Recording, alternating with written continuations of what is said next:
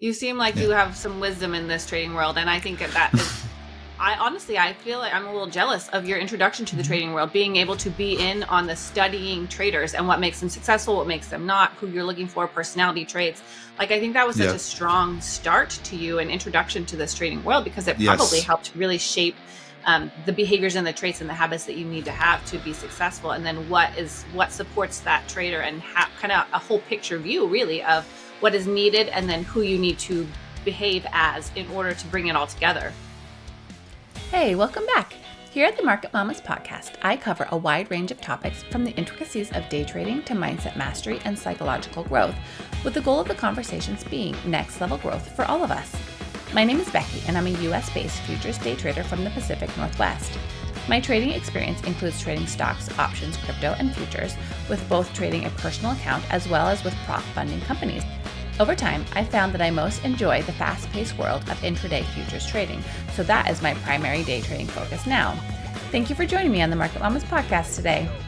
Hey guys, so Becky here, and if you've been here with me at Market Mamas for long, you'll likely know that I am a discretionary day trader, primarily of the US futures instrument, and then also with ETF options such as SPY. So to be honest, I don't know much about the world of automated trading beyond just a little bit of content that I've consumed about it.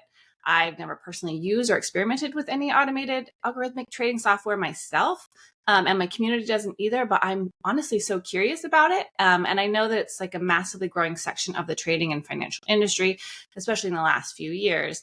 And so when I got the opportunity to bring on David here as my guest, I was so excited because it'll just kind of give me more information. And then it's just someone who's in the trading world for many years that has information in his brain to pick and understand more about his side of things and then trading in general.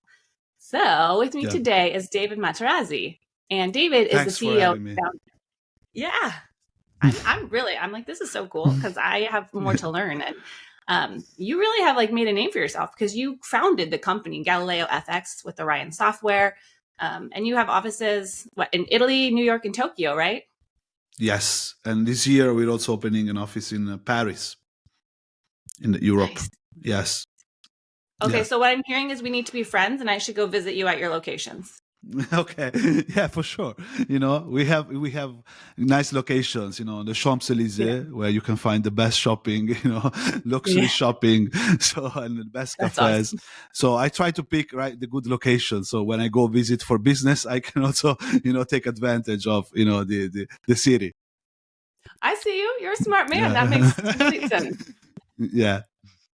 Yeah, I think the biggest draw for me into trading is the financial freedom and the ability to travel, because I wasn't raised in a family that had the ability to travel internationally at all, but I'm so in love with all the different cultures of the world. And so that for me is why I am a trader. And I know that's the reason for a lot of traders. So I just want to know kind of about what you do. My understanding is that you kind of have innovative software solutions that help make trading simpler, where it could be more complex and complicated and people can mess with it. Your whole system is to kind of simplify to get traders more successful and more on the investing side. Is that kind of right? Yeah, that's actually pretty good, a pretty good description. So what we provide, it's like a software that's automated. So it has fundamental strategy that's based on technical trading, but that users can, without even seeing the strategy, you don't need any coding experience, you can adjust the strategy and point it to the right, direction based on your risk tolerance, based on your preferences, based even on your analysis or the asset that you want to trade. So the real innovation here that I think we have done, and I think it's pretty clear, it's that we give a tool that has institutional grade level technology, but it's so simple to use for people. It's you can tailor it to your own risk style. You want to be aggressive in the market, you can be aggressive. So with a higher risk and high reward strategy. You want to be conservative, you can be conservative. So we have more features coming also to avoid volatility automatically. So you will be able to tell the robot, when you detect volatility in the market, just stop trading. Or the opposite, you can tell the robot, trade only when you have volatility with this specific strategy, right? So the idea here is we your time is limited, right? You couldn't have even like money is not really limited because you can print it. The central bank can print it. Money is not limited, but time is limited. So the reasoning here is a trader should spend his time setting up, different strategies, looking at the market, what's happening, instead of trying to do both, like the execution and the analysis. Leave like the software to the execution. Let the software execute the trades. You should be the orchestra director. I don't know how to say, it's like you should be the, behind the scenes. You are the, like in movies, you are the guy, the filmmaker. You're not the actor. Air traffic you can control. do both. Yeah, just, step, outside for a bit and set up everything. Today I'm going to trade, I don't know, Euro USD because, we have this crazy tweet from, you know who, but whatever, don't get into politics, of course. Just, it's a famous, in the trading world, maybe people don't know about it, but you have the Trump trade. Every day you have the Trump trade. So we have traders just looking at these feeds and just waiting. They're just waiting for the right moment when the tweet is boom, and then you see the market is gonna move. You've seen it like a couple of days ago with when we had like these threats, or not really threats, but this talk about firing the Jerome Powell, the head of the Federal Reserve. So those things move the market. The tariffs, the announcements, backtracking, and you can actually trade it, right? So it's much better if you look at what's happening. So I'm trading this asset because of this, right? This is happening. I'm trading oil because I see this happening. I'm trading gold because I see this other thing happening. So you just observe. It's much better. You do, because that it's really like 80% of successful trading. Execution is not really the hard part, right? Because when you know what you have to do, when you have your own opinion on the market, what's going to happen, you just need to input this, buy and sell, orders. That's it. Right? You don't really need, it's not really about high frequency trading. Yeah, I mean, I worked with high frequency traders, manual traders, where they do like 100, 150 trades a day. But in general, I have to tell you, the higher the trade frequency, the lower the returns. And this has been proven by a lot of research, and I've seen it in real life, real traders. You can still make a lot of money, yes, if you do a lot of trades every day. But usually you make more money if you really think about, even if you have to do 3 trades instead of 150, you're going to think more, right? You have more time to think about those 3 trades instead of splitting yourself too thin and trying to make. But it's different styles, right? As they say, there are like 1,000 ways to make money in the stock market and 1,000,000 ways to lose money in the stock market. So, but you still have a lot of ways to make money. So different people have different, attitudes, different personalities, and it's good. It should be like you do it your own way. So using a trading software, it gives you certain advantages, but some people, they can still make money different ways, right? We're not saying that that's the only way. It's just one of the newer ways, something that's really growing, lately. There's so many styles in trading. You're right. I mean, the high frequency versus just dialing in your process. But I think in general, absolutely, over trading will kill you way more than it will make you profitable, because it's almost like throwing knives in the dark at something you can't even see when you're trading that often. It doesn't strike me as trusted as like there having are some people who can that you do understand. That you're very intentional but it's with. rare. Along at this level based on this, if I see this data, that is a set process that shows that you have studied and you have data and understanding of what the market might do and why. And in that situation would be much more profitable and reliable. Yes. That's exactly. my understanding. Yeah. Agreed. Okay. Well, 100%, I want to know a little bit more about you, if I can. Like, how did you get into this? How did you get into the financial industry? And are you a trader now, or no, just business probably? So okay. So I was born into like a middle class normal family, but both my parents were working at the bank. Were actually bank employees in Italy, right? So I grew up like already in this, like with great financial education. I was really lucky. And then I just graduated in economics and business in Milan, and then I moved to Canada. I moved to Canada for my first like real job at 24, because everything that was going on in business or the things that I liked were like North America, right? Italy and Europe were like behind in a certain sense, not too much behind, but you have those 1 year, 2 years gap. And I wanted to be like, in the front lines of business already. Like when I was really young, I was very ambitious, right? So I was really lucky because I got a few offers once I got to Toronto in Canada. So from an energy company, another one from a video game company, another one from an advertising agency. But one of these offers was for a technology firm that they were trading their own money, and they were specialized. They are still operating, but in trading technology, so trading software and proprietary trading. So they were actually, giving money to traders to trade with their own system. So among the inventors of trading, and I choose that job because it was more consistent with my background. Right, I really liked this intersection between technology and trading. I never studied that at university. You don't study that in business, university or economics. You don't see that. And when I went to the job interview, I saw all these charts, all these traders. What is this, right? This looks like a little bit different than the banks or the large institutions that you usually see on TV or you study at university. So that's what really attracted me to it, like the complexity and the innovation that was behind it. And I worked like 8 years. So my job was to recruit traders, so to filter also traders, working with the compliance team. So we had very strict compliance because these guys, they were trading the company money. They were not trading their own money, right? So we had a lot of compliance, a lot of rules, a lot of tests, a lot of strict rules about stop loss. So real trading, right? Because these people, they were doing as a full-time job. And we had like 3,000 traders or something. So over all these years, every day talking to all these traders, the most successful ones, the least successful ones, you start seeing patterns. You just talk to them, you see that they're not like some special race coming from the sky. They're not aliens. They didn't come here with a spaceship. They're just humans, they're just like people. Me and you.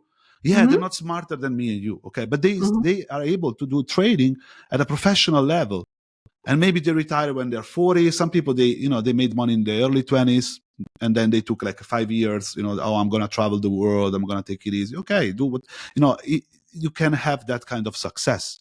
I've seen people like out of jobs that you would like minimum wage jobs.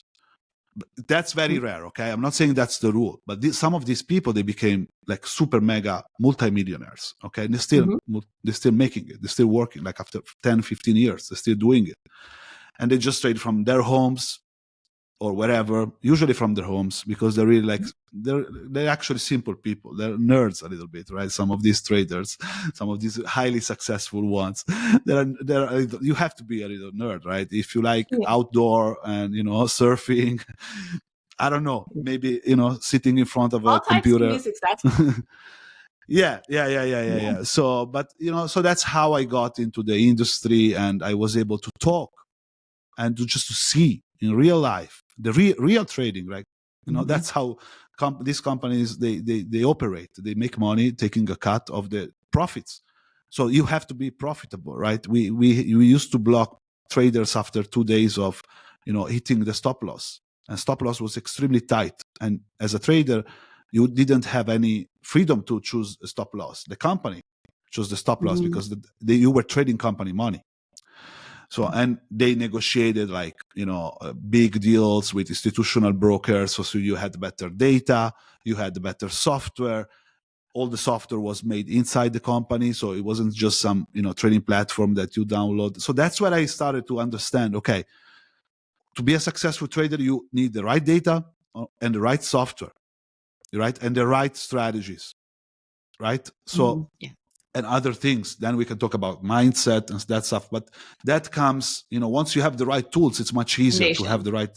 Yes, it's much easier to have the right mindset, because now you're driving like a Ferrari, and now you can participate in the race, like with the same, tools that other people eligible to play. Are using. Yeah, exactly. Now you're admitted to the club. Until you're using like your smartphone on 4G or 5G, like when you're on the subway in New York, you are hopeless. unless you're doing, that kind of trading where you have more like swing trading. So you buy like this week, you sell in 2 weeks. Then yeah, that's what I'm actually doing right now, because one of your questions was about if I'm trading. Yes, I'm trading. I'm trading, but I don't publish, my own results or stuff like that. Maybe one day I will. I have plans maybe in the future to start some kind also of, fund or something. But first, I want to put my money into it and see my strategies and everything, right?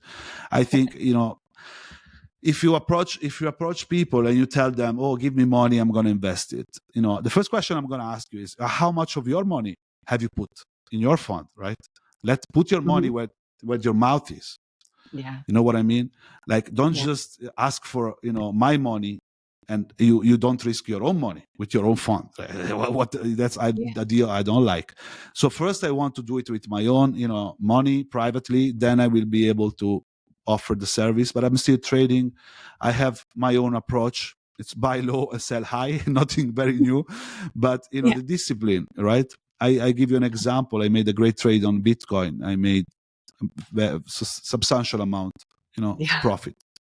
Nice. But it took me like 2 minutes of my time, but I had to wait a year, to get the money actually. So I bought, so basically I bought Bitcoin. I did this twice in different periods. So just an example. But I bought when Bitcoin was like hammered and everything was red. It was like 16,000. Everybody was, oh, it's hopeless, it's gone. And I just said, what's the risk right now? It can't really go to zero. You're still going to have these diehard fans anyway, these hardcore Bitcoiners. You're still going to have some people who's going to push this thing, so it's going to go back. What's really the risk? When you buy low, the risk it's lower because you're buying low. That's why you buy low, because risk is also lower. If you buy high, what's the chance that it's going to go much even higher if you buy at the top, right? So that's the old. And then I just left it there on Coinbase in my wallet, just waiting and waiting and waiting. Then watching CNBC after a year, Bitcoin, it's all-time high. I don't know, 46,000 it was or something, 50,000. Okay, I'm gonna sell it. Did I sell at the top? Did I sell at the best? No, I didn't sell at the best price, because when I sold, it went up still like 5, 10, I don't know, 20%. But I was very happy, because I basically, I did 3 times my original money, which is some serious money if you start playing with tens of thousands, or hundreds of thousands. It becomes like you can buy like a house just with a trade, So. Yeah. And you don't need an entire move to be profitable. If you can get in at a lower side and sell at a higher side. You don't need to be perfect when you sell. But if you buy at the top, then you have to pray that this thing goes up even more, and then you will be able to sell when it's even higher. So it's double, it's double risk. But if you buy really low, you're gonna have plenty of opportunities to sell. Yeah. You're gonna have a lot of opportunities. You don't need to. So the money in investing, you make it when you buy. You don't make money when you sell. You make money when you buy. If you buy well, you already made your money. So that's really it. But these days we see these markets going up and down. I wouldn't recommend these are not really dips. This is like huge movements in the markets. Okay, deep is really when it's depressed and it keeps going down and it keeps going down and it keeps going. But here you're seeing like extreme volatility. You see one day, it's up 3%. One day Nasdaq is like minus 4%. Crazy numbers. So would you call that minus 4% in just a day like a dip? No, I wouldn't call it a dip. I call it just like, market, had a correction, like a temporary correction. But the dip is really when it keeps going down and nobody wants it, and there's no buyers in the market, right? There's more sellers than buyers. That's when you have the dip. And I try to look for those moments in different assets. I don't care, really, for this style of strategy, right? Then I have other strategy. But for this strategy, I don't really care what's behind the asset. Bitcoin, does it have value? Good. Maybe it doesn't have any value. Good, right? If you make money with it, who cares? If you buy the right time and you sell the right time, I don't care what you're trading, right? If you're trading something that it's a shit coin, or if you're trading the SP 500, doesn't really, who cares, right? Yeah. As long, what counts is when you buy, when you sell. That's it. Then what it is, for trading, it doesn't really matter. A lot of these traders that I talk to you, sorry, go. I was just thinking what you were saying is I think that's a big difference between investors and trading, right? Investors want to find a company with great fundamentals that is undervalued and they want to get in low and they want to hold it for months to years. And traders Yes, want to see what's going on, what direction are we going in, what is my data showing me, which direction are we going in the period that I'm trying to trade, and then I want to trade in that direction, which is why you can be very exactly. successful shorting a market as long as you Of recognize course. the time frame that you're trading, the direction, and what's behind it. And so those are two kind of different ways to be in the financial world, investing and trading. Absolutely. So investing, I tell you, it made sense a few decades ago. Right now, there's so much money in the stock market that basically every company is overvalued. I mean, why Warren Buffett why is he sitting on $150 billion according to the latest data of cash, right? Because all the companies that he likes are overvalued because there's so much money in the market. We were at So plus that's the 3 standard problem, right? The deviation. investing Wow. is becoming actually harder than trading. It used to be that trading was harder than investing. But right now, the prices for assets are so high that you don't have deals. You don't have good opportunities. If every company is overvalued, basically, right? So everything is overvalued. So unless you see like a 20% crash, a 30% crash, I don't think you can find much value. People who can find value, they buy like large, positions in large companies. Then they can push change. They can say, "Oh, fire this CEO," or I don't know, fire these 1,000 people because we don't need this. They can push change because they're large shareholders. But for the average person, you don't have that, power that like in the board of directors. So you are just more passive. And to find the right company at the right price, it's getting almost impossible unless you have like a huge crash. Yeah. Yeah. So you get some good data from all of your members in your company. Do you find that people are leaning more towards trading stocks or futures or Bitcoin or Forex? What does your information show you of what people are most trading right now? Okay, so we don't have like direct access to what people are trading and when and if they make money or not, because the software runs locally on your computer, right? So we don't have really like that data. But we have other kind of data. Okay, we get it out in other ways. Okay, so we survey. We have like a community with thousands of clients where they talk. So we have the information, in other ways from parallel means. And I love a I strong would say community. like the most the most popular, in Forex, definitely you have Euro USD, especially today. These days the dollar is making crazy moves. It's not really crazy yet. People are becoming oversensible. I was looking at the chart just before the interview, and like in 2008 the dollar index was like 76, and now people are panicking because it's going from 100 to 99. So it's not really like the end of the world, right? It's not, don't worry. Okay, America is still going. America is still strong. Don't gamble against America, as Warren Buffett says. Don't bet against America. So, you look at 15 years ago, dollar index was 76. Now it's 99. So it's not that bad against the euro. So, but you have a lot of movement right now because in Europe we have the European Central Bank low cutting rates. In the US, they stopped, the Federal Reserve. It's a lot of confusion now what's going to happen. Okay, if they're going to raise rates. Some people are 100% sure the central bank, the Fed is going to raise rates. Some other people, they're 100% sure that they're not going to raise rates. And both are like smart people, so that I know. So who really knows? Nobody knows. Yeah, But you just have to that stay gives you nimble. opportunity. That gives you opportunity when you have this kind of tension that you don't know. Uncertainty is opportunity. Uncertainty equals opportunity if you know what you're doing.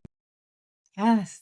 Yeah, we've been talking about that a lot in my trading community because there is such high volatility. And I think a major reason why we are sensing that is that it's a different market condition than we've had. And not everyone, especially the people that I know, have only been traders for 3 to 6 years. And so for this current season, this year, since our last presidential election, to be honest, there's been significant uptick in volatility to what we kind of grew up trading per se. We learned on a certain market and now it's different. And so it feels startling and a little scary. And it's like, do I leverage down? Do I still trade? Do I back out?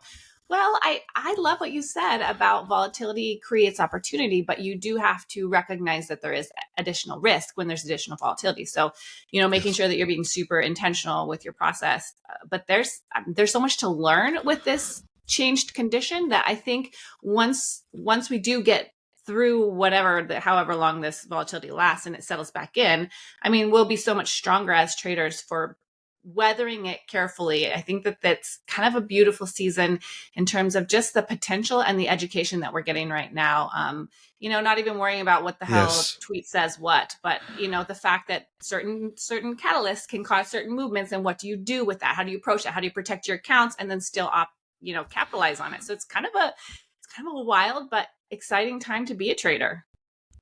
Yeah, when I started in this business, like you had a decade of the market just going up, nothing was happening. Traders were saying, it's so boring. Every day is the same. Nothing is happening. Every day just goes up and goes up and goes up, like slowly. You had that from 2012, I think, or something. I don't remember exactly until COVID. Okay. Yeah. Then, it started, a lot of things started happening, inflation, COVID, all these crazy things that we're living now. So, but I think it's definitely a good time to learn. As you said, it's a great opportunity to become like a stronger trader, right? What doesn't kill you make you stronger, right? Mm-hmm. So don't risk more money than what you can afford to lose. Maybe, if 5 years ago, you would have traded with, I don't know, 10,000, now trade with 5,000 and see what happens. Yeah. If you have a good strategy, you can put the other 5,000, but just do it gradually, step by step. Don't never go like all in. This is not like Las Vegas. Okay. Don't go. Yeah. Don't just take never use your savings or your retirement. Never, ever. Okay. Yeah. So do it gradually, right? Be smart about it. So you can manage risk. You cannot remove risk from the market, but you can manage it. Yeah. You seem like you have some wisdom in this trading world. And I think that is, I feel like I'm a little jealous of your introduction to the trading world, being able to be in on the studying traders and what makes them successful, what makes them not, who you're looking for, personality traits. Like, I think that was such a strong start to you, an introduction to this trading world, because it probably helped really shape the behaviors and the traits and the habits that you need to have to be successful. And then what supports that trader, and kind of a whole picture view really of what is needed and then who you need to behave as in order to bring it all together. Yeah, imagine like you're talking, like in the last 4 years, I've talked to over 11,000 traders.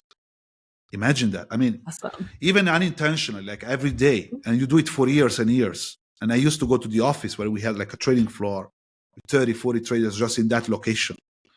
So then you start living it, right? It becomes like part of your life. And then it becomes easy, like once you're exposed to it, it becomes easier to understand. But if you just, reading books and trying to figure it out yourself, I mean, that's the hardest part. Yes. Like, if you had the opportunity, just talk to them. Like I have the luck. I'm really lucky, right? Because also our clients, they have some experience. We don't we have a lot of beginners.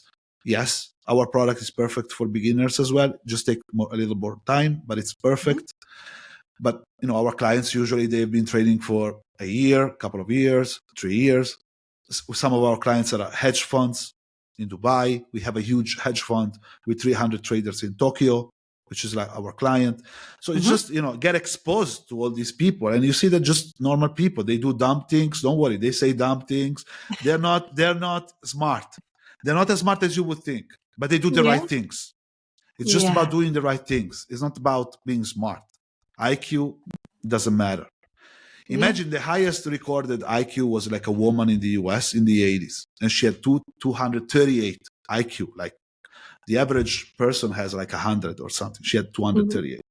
Why wasn't she on Wall Street making billions of dollars? And she was, what job she was doing, with all respect? She was creating these puzzles and these riddles for magazines, making, I don't know, the equivalent of 80K, 100K. So if IQ was the weapon, if it really was about IQ, this woman, she would be like a super mega billionaire on Wall Street or like investing. Yeah. But why other people who have maybe 120 IQ can beat her? even other women. And we can talk about, women in trading, because that's also an interesting topic, very interesting. And we can debunk some myths. But so that's, IQ, you don't really need IQ. And if you don't believe me, you just check for the people with the highest IQ. Einstein lost money in the stock market. Einstein. And Newton, the scientist, the physicist, one of the biggest minds in the world, he lost a lot of money in the stock market. Charlie Chaplin, the actor from Hollywood, he lost a lot of money in the 1929 crisis. So you see, it's and maybe then you have like somebody who's just a humble person, very cautious, very, it doesn't try to be smart, it doesn't try to outsmart. That's the person who's going to make money. That's the clients we have. Sometimes we have people like 74 years old. Just because they don't know much about computers, they take it slower. And just by taking it slower, they succeed because they're careful about each step. The dumbest thing, the stupidest thing you can do is just jump into it, thinking that you are special. Oh, I'm going to be lucky or whatever. Those are like the worst clients even for us. We don't even want those clients because they're going to blame us in the end. They're going to blame everybody, the broker, Wall Street. Because they can't, they can't make peace with the fact that you have to stay humble. Yeah. Right? Oh my gosh, I love that. I have a good friend. Her name is Sray. And she, early in our relationship, she was always concerned that she didn't have an education. She didn't go to college for finance and she would not make it. But her instincts are amazing. Her grit, her determination, her work ethic, like 7 days a week, she studies and works on her craft. And she is really excelling. And it's like, that goes to show exactly what you just said. Like it has to do with more, I think, your personality, your emotional control, your drive, your dedication, your grit. And I went to school to be a nurse. Like I'm pretty good at, anatomy and physiology. And I have no background in computer science or anything. My lovely husband has to upgrade my computer when something is not working because I'm like, it's not my jam. But I'm finding success as a trader too. And so I think it's so interesting that there's so many more factors besides pure intelligence or education or background that actually really makes a successful trader. So I want to know, what's your experience with women?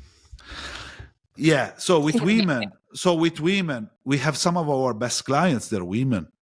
Right. And people would think, oh, no, but trading, I watch the Hollywood movies, I watch, Wall Street and Wolf of Wall Street. And I didn't see any women. Those are movies, guys. That's fiction. You look at data and you look at research. You don't need to believe me. If you believe like University of California, which is like, Berkeley, it's like a pretty serious university. They did a study. Yes. They did a study a few years ago. So even if, okay, I tell you, our clients, we have great women. If you don't believe me, go check the study. They said it's boys will be boys. That's the title of the study. And they found out, so basically they analyzed 35,000 brokerage accounts in the US over several years. So that's like big study, okay? Huge study. And men traded 45% more frequently than women. And we said, higher frequency, lower returns. It's a correlation there, okay? So they're going to give you the perspective. Women were more cautious, thinking before this. They're more selective about risk. Women in general, in life, they're more selective. Yes, they can take risks. Some women, they like risk, but they're selective. They think more. If you see somebody jumping, out of nowhere, probably it's like a man. It's difficult that you see a woman do like something like that, like without thinking, So it reflects in trading. So actually women were like 1% making more money. It's not like a huge difference, but you see that there is a difference. 1% higher returns than men in this study. And it's called Boys Will Be Boys. And single men, they were even more aggressive. So that, that tells you also that if you have a stable relationship, right, probably you have more success in trading, right? You just look at the data. You have, the odds are not against you as much as you are if you're a single man in your 30s or 40s. Then it's even harder.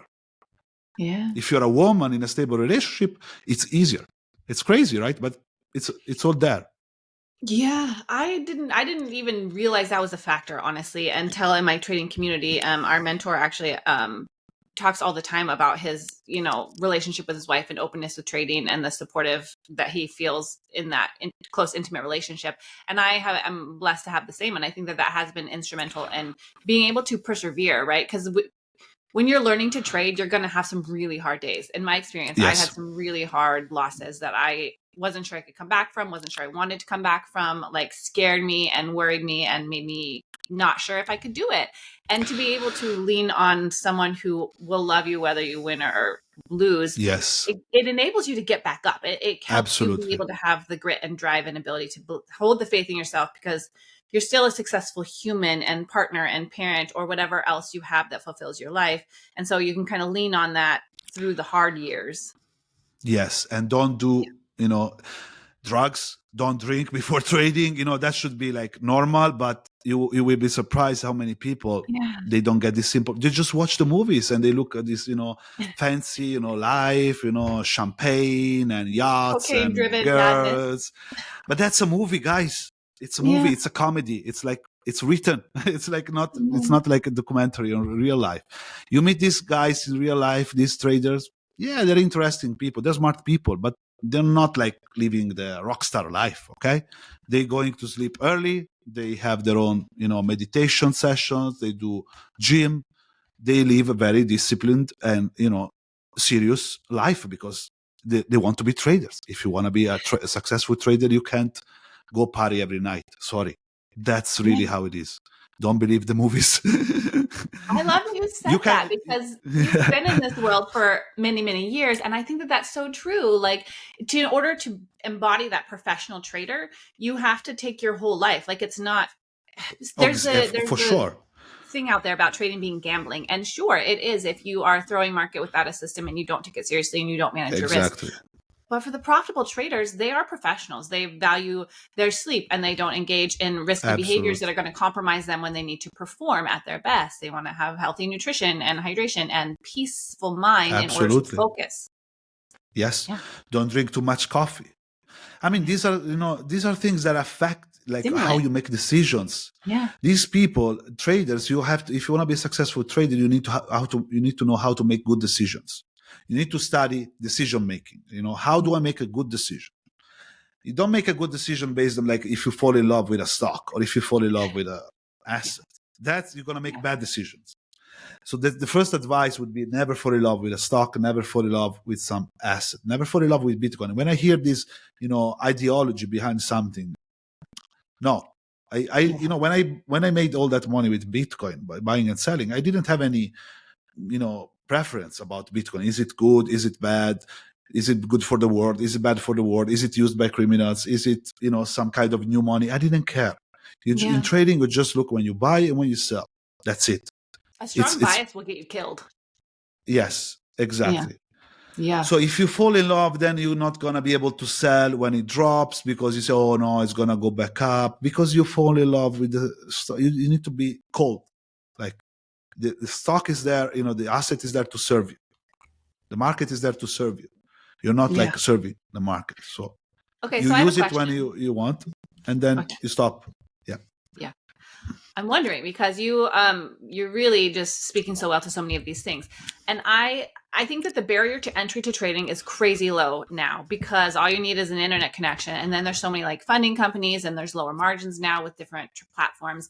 And so a lot of people are into it. Like in the US, especially, just because that's the data I know, it's massive. Millions and millions of people are retail trading from their homes, from their iPhones, from their desktop computer in their house. But what do you think? Because there's a lot of blowout with that. There's a lot of failure and people who quit after losing a substantial amount of money. What do you think is, I don't know, the difference maker, or what you see brings people from, retail dabbling to actually making it? So I think that, there are two sides to the coin. Well, the first side, is that it's good that more people have access. And it's good if more people have professional access, okay? That's a key word here, because if you use the wrong broker, the wrong platform, you have the wrong data, you have high spreads, you have disadvantages that other people don't have. So the first thing should be professional access as much as possible. That's a good thing, okay? So it's good that more people have an opportunity. It's not bad. There's nothing bad about it. More people that can participate in the market, it makes also the Allowed me market to. stronger. Yeah. It makes the market stronger. It makes the market more resilient with different point of views, people from different walks of life, different education, it's good, right? We said it earlier. There are 1,000 ways, even more, to make money in the stock market. So you don't need to be like a certain kind of person with a certain kind of interest. Some people make money in the coffee futures. Some people make money in the AI or biotech, advanced stuff. Yeah. It's good. Both are good. So that's the first side. The second side is there are a lot of scams. There are a lot of people, that they try to use this sexiness that trading has, this attractiveness. You can make a lot of money, you can live your dream life and private jets and Lamborghini, Dubai, Beverly Hills, Fifth Avenue, blah, blah, blah, blah, blah. That's not, that you can do that, but after many, many years that you're a successful trader, right? You don't start with that. So some people, they were selling Amazon drop shipping courses last week. Now with the tariffs, they can't sell them anymore. They go, oh, I'm going to find a new product. I'm going to do trading, right? And they start this trading, services, signal rooms on Telegram and this BS, and that you see everywhere, or robots that they sell for crazy amounts of money with, questionable, to say the least, strategies and everything. So that if you get hurt by one of these bad people, it doesn't mean that the whole industry is bad. Okay, there are still legitimate companies, legitimate products, legitimate everything, brokers. You just need to dig a little bit more. Than you're not walking into Best Buy where they made all the selection already, right? You have to make the selection, but you can still find the Apple of trading. You can still find the Samsung of trading. But instead of checking 100 different Chinese phones or whatever, you have Best Buy finding them for you. In trading, you have to do a little bit of digging. So, and it's normal to, have some bad experiences. That's just, part of life. And if you give up just, at the first obstacle, how do you even become a successful trader? It means that you're not the right person, my friend. It's not for everyone. If you just give up like that, I mean, what do you need? Like, we should come to you and try to, tell you, that's not how it works. It can't work like that, unfortunately. But you can be smart, and you can, find the right companies with the right products that point you to the right direction and give you the right tailwind behind your back, so that you start your journey in the right direction with the right energy, right, behind you. Yeah, I think that's the key to longevity as well, is like you have to get enough wins to start to understand something. And then if you try somebody's system or whatever and it's not working, you cut your losses with that. But you don't necessarily have to not be a trader. You have to keep hunting to find the system and the method of trading that speaks to you.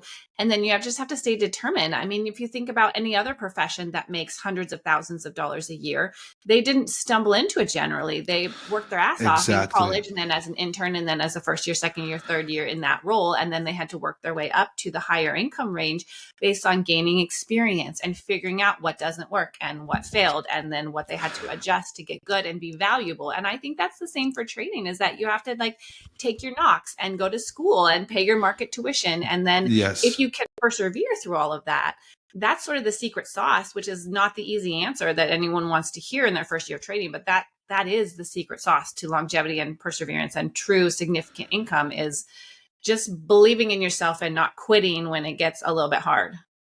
Exactly. So 5% is the chance of success for retail traders in manual trading. 5%. So it's the same. It's not that bad, actually, right? Because with random trades, it's like less than 1%. If you go to a casino, it's probably less than 1%. So it's not that bad. 5%. It's the same. It's the same as starting a successful startup. Okay, a successful business. So you have to take it seriously. How would you, if you had to start, your first business? You would take it seriously. You would study it. You would go to workshops. You would try to understand and find somebody who knows, who've been there. Somebody who has really done it. So what can I learn? I'm going to watch some interviews with some people who've been there. I'm going to read. I'm going to check, best-selling. Same with trading. Same. Just check the interviews with people who've been there making money, right? You can learn. Listen to podcasts. Read the best. You don't need to read 100 books. Just read, the best ones that you find, the best sellers. You start from there. And then you're going to have an advantage. It's going to, that 5%, it's going to grow, right? Because 5% is the average, but you can grow it with education. And there are studies that they show that with education, you can increase the 5%. It's like 15, 16%. These are all university studies, like I think from Columbia in New York or something. Then another study is if you use automated professional grade tools, you can push the success rate even higher. So you combine education, professional automated trading tools.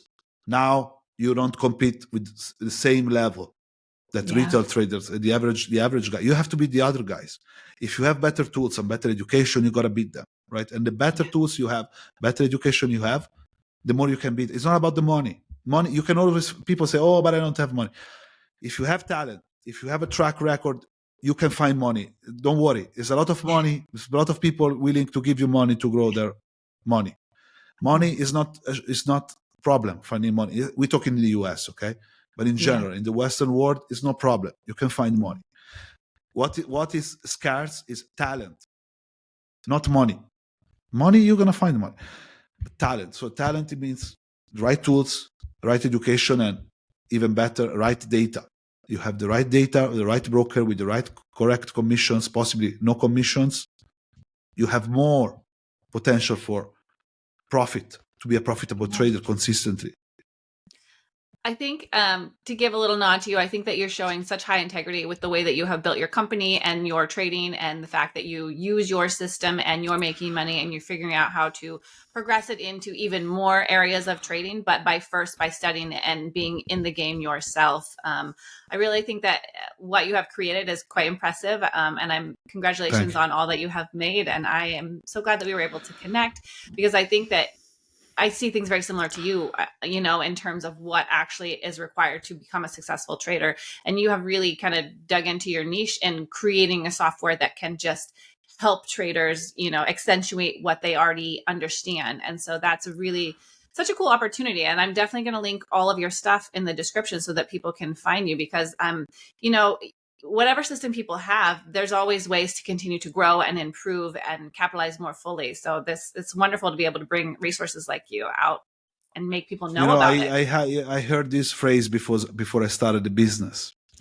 It's like, if you want to have success in business in the long term, you have to give something to other people. You have to do something for other people.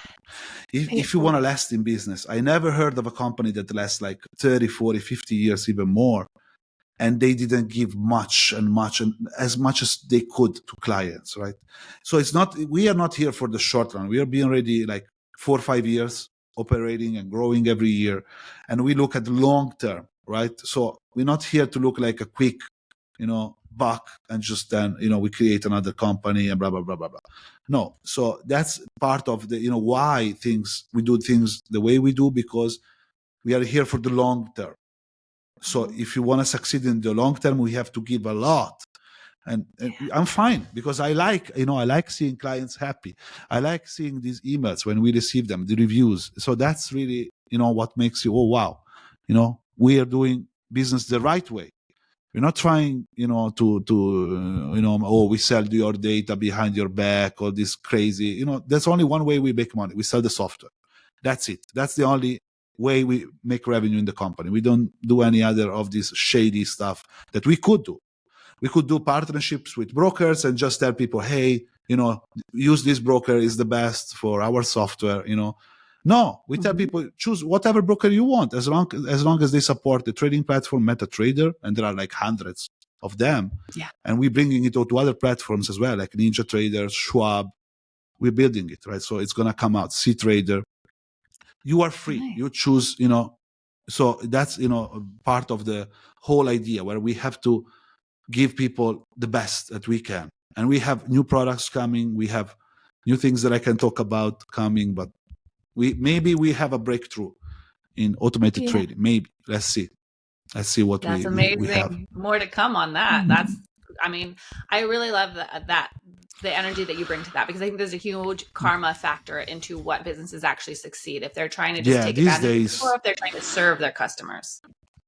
These days, it's just, all it takes is, some bad review, or like, and if you're a small company, you don't have money, to fight back. So how were we able to, after 5 years to be here? Because we did the right things with clients, always. Otherwise, it's just, exponentially, and I see it with a lot of companies coming to the industry. They create these robots, they have fancy marketing. They last like a year, 2 years, because after a year, 2 years, they have like 1-star ratings everywhere. They have investigations by this and that, lawsuits, all kinds of problems. Do you think we never had any problem like that? Zero. And we have 11,000 clients, right? It means we're doing something right. It means that people understand that, we can't remove risk from the market. We can't give you like a magical software that's not what we sell.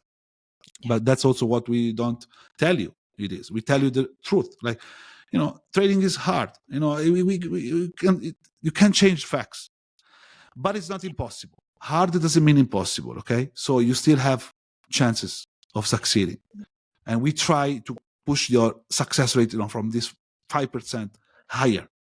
We want successful clients. If clients are successful, then we recommend the software, right, to other people. Yeah. But if you look at brokers, they make money whenever. If you make money, if you lose money, they don't care, as long as you trade. They're only interested in making you trade. We don't have that interest, because we don't make money with your trading volume. We don't, we make one trade or 1,000 trade, doesn't change anything for us. We don't even know it. We sell the software. So we make the product the best that we can for people. That's really 100% of the energy, where it's like, you have to be serious.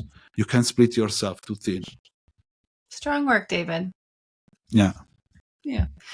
Thank you so much for your time today. I really have enjoyed this conversation and getting to know you, and I can't wait to learn personally more about your company. It's very, very interesting to me. So I'm grateful for your time today. Thank you, Becky. It was like a pleasure. I thank you for all the listeners and the watchers, and I hope, that people will like the interview. Yeah, same. I think trading conversations always shed more light on things and help us understand it more, and kind of normalize the journey of it. So I'm really happy to be able to talk to other traders and people experienced in this world to just bring out the conversation, so that people don't think that they're going mad when they're in the early years of figuring this thing out, because it is that you can be successful, but you really did a great job of laying out what that looks like. And so I think people will really enjoy this conversation. So thank you so much. And I wish all our traders a happy and profitable time. Thank you. You too. Thank you, Becky. I appreciate it. Thank you, David. Bye, everybody. Bye.